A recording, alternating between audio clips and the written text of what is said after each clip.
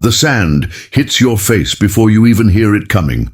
1 second the sky is a flat, bleached white, the way it always is in the desert at midday, and the next there is a wall moving toward you from the south, red, brown, and impossibly tall, swallowing the horizon like something alive. You have maybe 2 minutes. You are barefoot, underfed, wearing nothing but a rough linen wrap that has been washed so many times the fabric is nearly transparent. You are not a priest. You are not a scribe. You have no house inside the city walls. You are one of the people ancient Egypt never talked about in its official story. The laborers, the exiled, the untouchables, the ones who slept in the open and ate whatever was left after everyone else had finished. And right now, a Khamsin is coming for you, humming. The Khamsin was not simply a sandstorm, the way we picture sandstorms today, a nuisance that delays travel or coats your car with a fine orange film. The ancient Egyptians named it from the Arabic word for 50, because it could batter the desert and the Nile Valley for up to 50 days in a single season. It was a meteorological catastrophe that arrived with almost no warning, driven by low-pressure systems forming over the Sahara, pushing superheated air and billions of tons of particulate matter at speeds that could reach over 100 kilometers per hour. The particles inside a true Khamsin were not just sand. They were crushed quartz, dried dung, bone dust, insect parts, decayed plant matter, and the pulverized remains of everything the desert had ever consumed. When it entered your lungs, it entered as a chemical assault. People did not just get lost in a Khamsin, people suffocated inside one. But before we get to what happens when that wall reaches you, there is something important to understand about why your situation is so much more dangerous than almost anyone else standing in that same desert. Because your status in ancient Egyptian society is not just a social inconvenience. It is a physical death sentence in a crisis. And most people looking back at ancient Egypt see the temples, the gold, the elaborate funerals, the stories of gods and pharaohs, and completely miss the fact that the majority of people living in that civilization existed in a state of permanent, grinding biological precarity. Survival for an outcast in ancient Egypt was not noble. It was filthy, constant, and deeply unkind. You wake every morning on the ground, not on a mat, not on a raised platform, but on the actual earth outside or inside a mud structure so poorly built that the walls absorb moisture from the Nile flood cycle and grow a black mold that you breathe every night. Your immune system has been fighting low-grade lung inflammation since childhood. Skeletal remains recovered from non-elite burial sites in the Theban necropolis and around the Fayum show consistent evidence of Harris lines in the bone, markers of repeated growth interruption caused by malnutrition and illness during development. Your bones remember every famine, every infection, every period when there was simply not enough food. You are not tall. You are not strong in the way that monuments make Egyptians look. You are small, likely undernourished, and your teeth, if the dental records from ancient Egyptian commoner remains are any indication, are already cracked and worn to near the gum line from chewing bread baked with emmer wheat that was ground between stones and inevitably contaminated with grit and sand. Eating was already painful before the storm. Your social position makes survival coordination almost impossible. In ancient Egyptian society, the collective response to disaster was organized through the temple, the estate, and the administrative structure. Grain was stored in state granaries. Water was controlled through irrigation, managed by local officials. Shelter in crisis was offered inside walled compounds.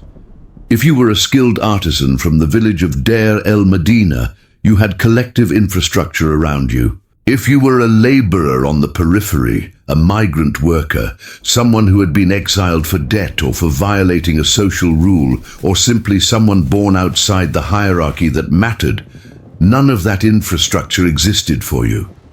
You survived on the outside of a system that only acknowledged you when it needed your labor. During a Khamsin, that system closed its walls and left you standing in the open.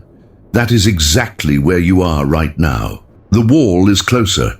You can feel the pressure change in your ears, a subtle popping sensation that desert dwellers recognized as the storm's arrival signal. The temperature is already rising. A Khamsin typically pushes air temperatures up by 10 to 15 degrees Celsius within minutes of its leading edge arriving. In a climate where summer midday temperatures in Upper Egypt already hovered near 45 degrees, that additional heat was not just uncomfortable. It was the threshold between discomfort and organ stress. Your body is already dehydrated. You do not have a ceramic vessel sealed with bitumen, the way wealthier travelers carried water. You have whatever moisture is left in the small clay cup tied to your belt, and that was barely enough before the temperature started climbing. Your mouth is already thick with the paste that forms when saliva meets dust, and the real storm has not even arrived yet. You run for the nearest structure. Not a house with a sealed door and a linen-covered window and an inner courtyard where wealthy families sheltered animals and children during storms. What you find is a partially collapsed granary wall made of mud brick, the kind of secondary structure built on the outskirts of agricultural settlements to store overflow harvest before it was transported. The roof is gone. 2 walls are standing. It is not shelter in any real sense of the word, but it is a right angle of solid material that you can press yourself into, and in a Khamsin, a right angle between 2 walls is the difference between surviving with damaged lungs and not surviving at all. You crouch down low, your back against the corner, your knees pulled to your chest, and you use that worn linen wrap to cover your face the best you can. The fabric is so thin you can see light through it. You will breathe through it anyway because it is all you have. The first wave hits like a physical blow. People who have survived severe desert storms describe the initial impact as being struck across the face by a warm, solid surface. The air pressure drops so rapidly that your eardrums feel like they are being pushed inward. The sound is not like wind. It is more like a continuous roar with no beginning and no end, a white noise so total that it erases all other sensory information. Inside a Khamsin, the visibility drops to near zero within seconds. People have walked off cliffs and into the Nile because they could not see their own feet. The temperature in your immediate environment is now well above what your body can regulate. You are sweating, but the sweat is evaporating almost instantly, which means your body is cooling itself, but also hemorrhaging the water reserves it does not have. The sand finds every opening. It comes under your linen wrap. It finds the seal between your eyelids. It packs itself into your nostrils with a determined pressure, and each breath forces more of it past whatever barrier your mucous membranes can construct. Ancient Egyptian medical texts, particularly the Ebers Papyrus and the Edwin Smith Papyrus, describe respiratory ailments with a remarkable frequency for a culture associated in the popular imagination with clean golden temples and noble ceremonies. Physicians wrote about conditions that correspond to what modern researchers identify as pneumoconiosis, a group of lung diseases caused by chronic inhalation of mineral dust. This was not a rare condition among the lower classes of ancient Egypt. It was nearly universal. The great irony of the ancient Egyptian laboring class is that the desert which defined their civilization was also the primary agent of their slow biological destruction. Every breath you take in this storm is deepening a process that has been happening your entire life. Now add thirst, real thirst, the kind that comes after hours of physical exertion in extreme heat with no water. The body's first response is dull headache.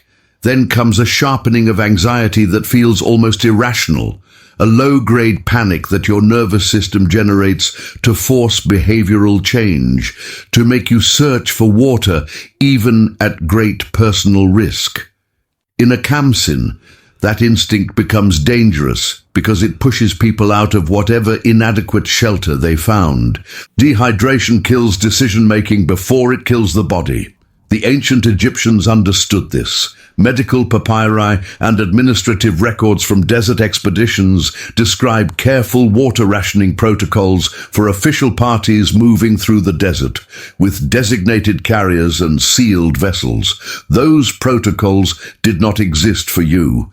You make decisions now with a brain that is already running on reserve. The storm has been going for what feels like a long time. You cannot tell how long. You have no sundial. You have no way of reading the sky. All you have is the roar and the heat and the slow accumulation of sand against your legs, piling up against you the way it piles against any stationary object, beginning to bury you incrementally if you stay still too long. This is another feature of severe Khamsin events that rarely makes it into the historical narratives.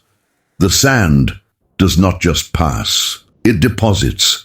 Entire structures have been buried by single storm events in the Sahara. Travelers caught without shelter were found days later under meters of compacted sand.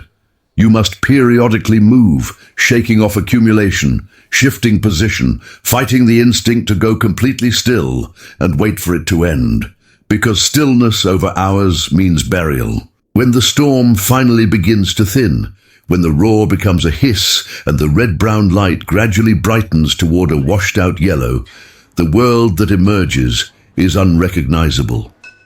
The landscape has been physically reorganized. Dunes have moved, pathways are buried, landmarks have disappeared under new deposits. People who knew the terrain intimately got lost after major Khamsin events because the desert they emerged into was not the same desert they had sheltered in. For you, without the social network that would have sent search parties from the estate, without the official infrastructure that monitored the movement of valuable workers, getting lost here is simply dying more slowly. The nearest water source may be buried. The mud brick wall that sheltered you may now be half submerged.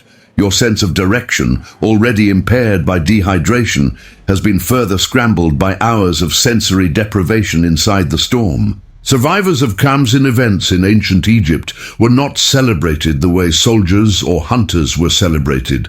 They simply continued.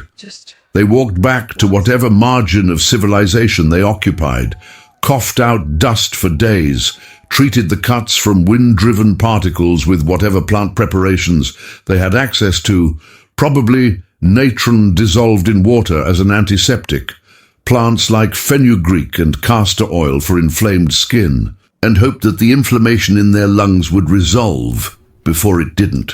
For the very poor, recovery from storm exposure often cascaded into extended illness.